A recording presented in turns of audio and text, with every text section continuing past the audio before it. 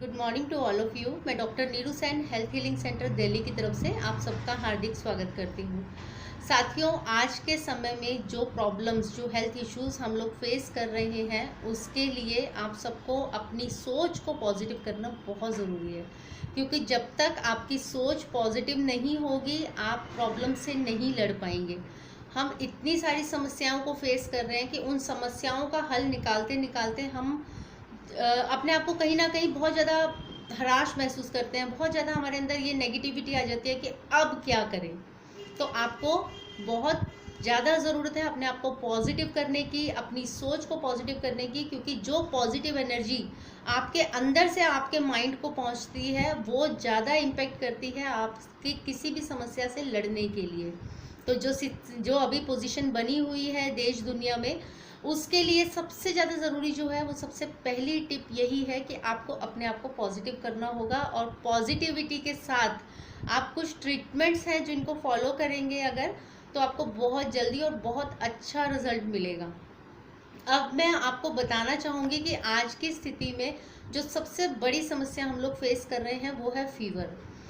साथियों, फीवर के बारे में एक चीज़ मैं आपसे शेयर करना चाहूँगी कि हमारी बॉडी में जिस तरह से 5 तत्व होते हैं, अगर एक भी तत्व इनबैलेंस होता है तो उस कंडीशन में हमारी बॉडी जो है रोगग्रस्त हो जाती है। और 5 तत्व सभी जानते हैं, बहुत सिंपल सा है कि हम लोग हवा, आग, पृथ्वी, मेटल और उसके बाद में लास्ट में बचता है पानी। यानी ये 5 तत्व अगर आपके इनबैलेंस्ड है या 5 में से कोई भी एक तत्व इनबैलेंस है तो आपकी बॉडी जो है वो रोगग्रस्त हो जाती है।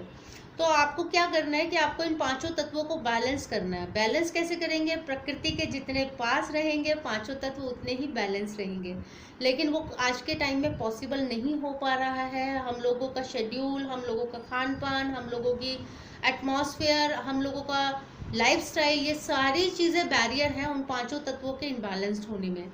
और यही वजह है कि हम लोग बहुत जल्दी जल्दी बीमार हो जाते हैं, बहुत सारी प्रॉब्लम्स हम फेस करते हैं, हेल्थ इश्यूज फेस करते हैं। तो आपको करना क्या है कि आपको अपने 5 तत्वों में से 2 तत्वों पे खासतौर से ध्यान रखना है। पहला है जल तत्व और दूसरा है हवा तत्व। यानी कि आपकी बॉडी में जब वायरस इम्पैक्ट करता है उसमें सिर्फ यही 2 तत्व जो है इनबैलेंस्ड होते हैं। यानी कि आपका जल तत्व अगर कम होता है बॉडी का, या फिर अगर आपकी जो आपका विंड जो है, आपकी जो बॉडी के अंदर विंड है, वो एनर्जी अगर आपकी कम होती है, इनबैलेंस्ड होती है, तो ऐसी कंडीशन में कोई भी वायरस आपकी बॉडी में एंटर होकर के जल्दी से आपको इन्फेक्टेड कर सकता है। और सेम सिचुएशन आज के टाइम में बनी हुई है। तो आज इस सिचुएशन में जो सबसे बड़ी समस्या फीवर की हम लोग फेस कर रहे हैं, उसमें आपको एक चीज़ ध्यान रखनी है कि फीवर को कभी भी एकदम से कम नहीं करना चाहिए। अगर आपका फीवर हाई लेवल पे है तो उसे अगर आप ग्रेजुअली धीरे धीरे कम करेंगे तो वो आपके लिए ज़्यादा अच्छा रिजल्ट देगा, बजाय इसके कि आप एकदम से कोई भी मेडिसिन हैवी खाएं और उसके बाद इमीडिएटली वो फीवर नीचे आ जाए। फीवर को धीरे धीरे कम कैसे करें? पुराने टाइम की अगर हम बात करें तो आपने देखा होगा कि हमारी जो माताएं थी, हमारी जो बहनें थी, वो क्या करते थे कि कपड़ा गीला किया, ठंडे पानी की पट्टी जो है वो माथे पर अक्सर वो लोग करते थे। और पता नहीं आप में से कितने ही ऐसे लोग हैं जिन्होंने वो चीज़ सुनी भी नहीं होगी, लेकिन फिर भी वो लोग क्या करते हैं कि टॉवल या रुमाल को गीला करके अपने हेड जोन पर हम लोग रखना शुरू कर देते हैं। तो आपको क्या करना है, वही सेम चीज़ अभी फिर से करनी है। जब आप होम आइसोलेशन में हैं, उस कंडीशन में आपके आसपास कोई नहीं होता, आप सिंगल होते हैं और आपको खुद को ही स्पंज कराना है या खुद को ही टॉवल गीला करके अपनी पूरी बॉडी को पोंछना है, वो कई बार पॉसिबल नहीं हो पाता क्योंकि बुखार इतना तेज़ होता है कि उस टाइम मन होता है कि हाथ पैर भी हम लोग ना हिलाएं। तो आपको कुछ नहीं करना, आप एक कटोरी के अंदर कुछ आइस के क्यूब्स ले लीजिए, छोटे छोटे आइस के टुकड़े ले लीजिए। और आपने करना क्या है कि अपने हाथ की, दोनों हाथों की, और अगर पॉसिबल हो पाए तो आपके पैरों की भी टिप्स को आप उस बर्फ़ के ऊपर जो है, बर्फ़ को उससे अच्छी तरह से ऐसे सेकिए।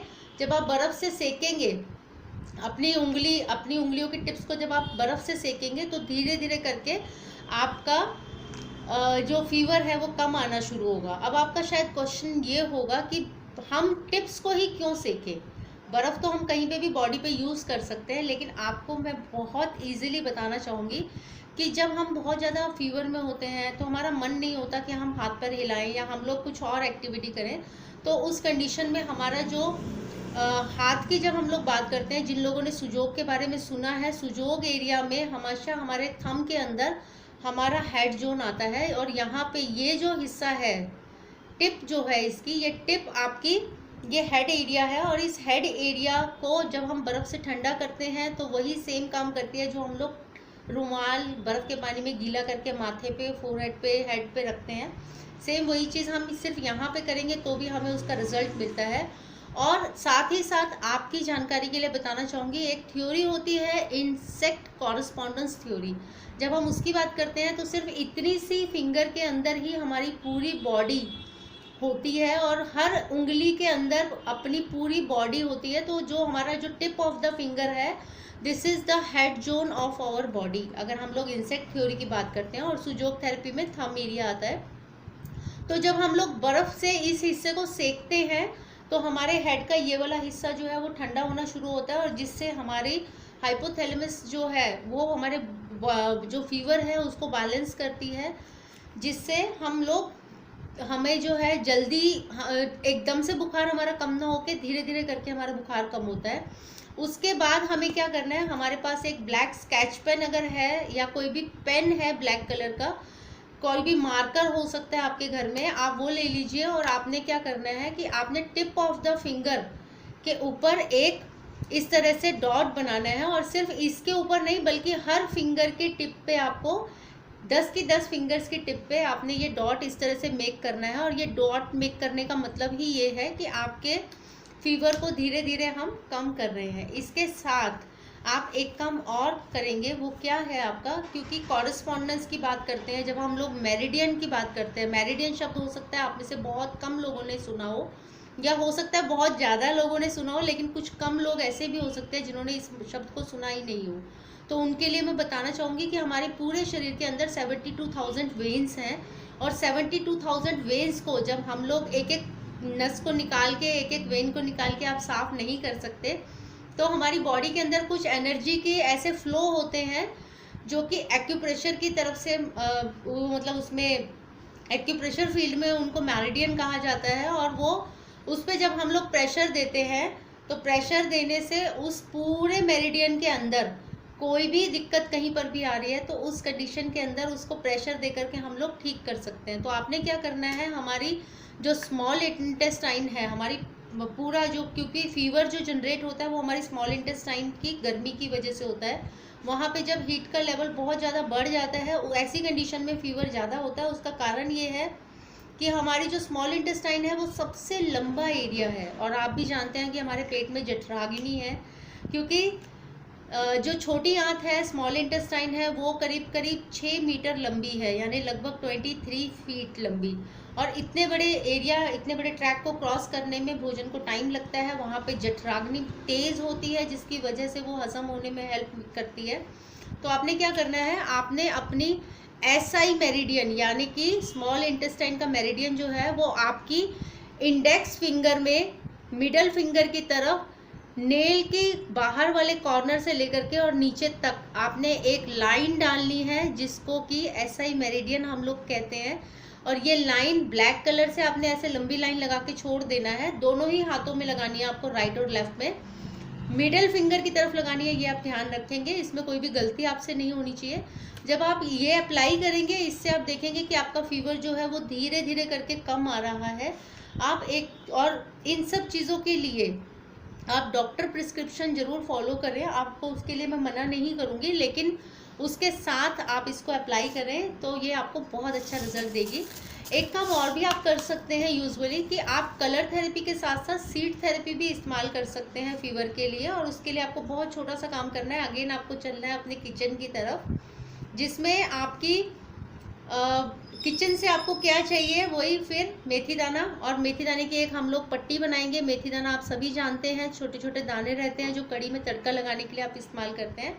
और एक आपको चाहिए paper tape, black sketch pen, और कुछ सूखे हुए मटर या फिर कोई भी ऐसी दाल जो कि उबड़ी हुई ना हो, जो चुभे नहीं आपको, कोई भी ऐसी दाल, ये चीज़ें आप, और मेथी दाना थोड़ा सा, ये 4 चीज़ें आप हमेशा अपने पास रखें। ये आपको जिस तरह से आप मेडिसिन्स का बॉक्स रखते हैं, इस तरह आप ये चीज़ें भी रखेंगे तो आपको बहुत फ़ायदा होने वाला है, क्योंकि इस टाइप की चीज़ें घर में रहने से आपको अपने आप को ट्रीट करने में इजीली हेल्प मिलती है। आपने क्या करना है, पेपर टेप का एक छोटा सा टुकड़ा लेना है और मेथी दाने की जो लाइन आपने बनाई है उसके ऊपर आपको इसको रखना है, और इस तरह से आप एक मेथी पट्टी बनाएंगे। और मेथी पट्टी बना करके आपकी जो इंडेक्स फिंगर है उसका जो सेकंड वाला जॉइंट है, ये वाला जॉइंट, यानी कि एक जॉइंट आपका फर्स्ट वाला है जहाँ पे आपकी फिंगर टच मुड़ती है, थोड़ी सी कर्व होती है, दूसरा आपका नीचे वाला जॉइंट है। तो नीचे वाले जॉइंट के ऊपर आप इस तरह से इस मेथी पट्टी को लगा देंगे, और ये दोनों ही हाथों में आपको करना है। आप जब ये करते हैं तो इससे आपका सिर्फ इतना करने से आपका फीवर जो है वो ग्रेजुअली नीचे आता है, और आपको बहुत अच्छा रिजल्ट मिलेगा। आप सब स्वस्थ रहें, मस्त रहें, ऐसी कामना के साथ मैं हमेशा आप लोगों के साथ हूँ। किसी भी तरह का कोई भी क्वेश्चन हो, आप कभी भी हमसे पूछ सकते हैं। मेरी पूरी टीम आप लोगों को हमेशा हेल्प करने के लिए तत्पर रहती है। Thank you so much. जय हिंद, जय भारत।